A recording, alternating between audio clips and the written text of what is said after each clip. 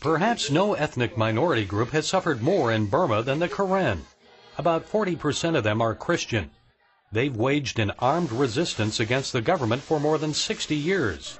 That's because the Burmese military has targeted these ethnic Burmese for extinction. Soldiers have killed thousands of Karen men, raped Karen women and girls, and destroyed their homes and churches. An army raid on the village of Ta Dadur last July left Ma Hala and 36 other families homeless. They started shelling and then came and slept in our village. Before they left the following morning, they burned it. Ma and his wife survived because they fled the village moments before the Burmese soldiers arrived. My wife and I went to the church and we prayed. In my prayer, I said, "All things belong to you, O God." I couldn't carry anything anymore. I just carried my Bible and my pistol.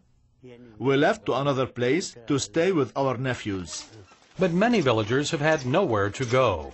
Government attacks in the past 18 months have caused more than 100,000 ethnic Chin Christians to flee to neighboring India. Overall, an estimated 200,000 ethnic Burmese are living in refugee camps. More than 1 million are internally displaced. David Eubank met pro-democracy leader Nobel Peace Prize winner Aung San Suu Kyi in 1996. She asked him to pray for Burma.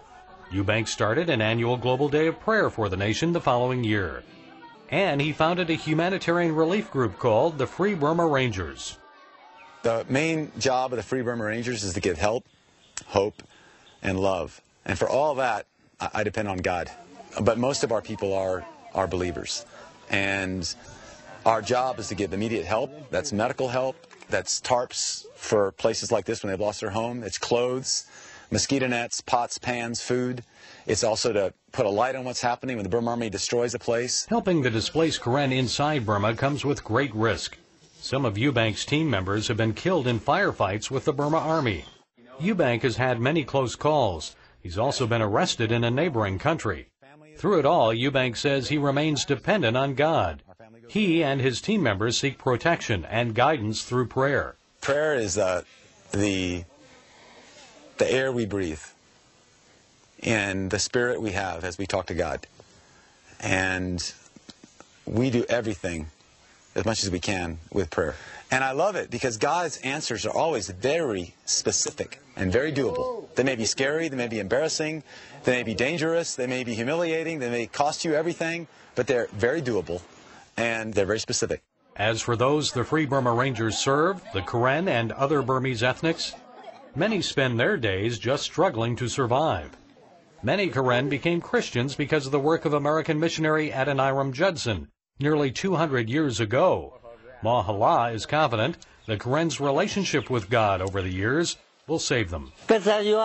God loves the Karen people and will not allow the Burma Army to destroy us. They pray to see a day when they will be free from the military regime that oppresses them. Eubank is confident that day will come. A friend of mine wrote me. He said, "Dave, I just read the book of Daniel. And man, that book, I don't understand a lot about that book, but one thing became very clear. Tyrants fall, every last one of them." In the meantime, he asks Christians around the world to pray for Burma. Please pray to God.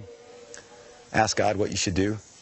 When we come to God with open hearts and minds and willingness, He guides us. Trust in the Lord with all your heart and lean not on your own understanding. In all your ways acknowledge Him, and He will direct your paths. Gary Lane, CBN News.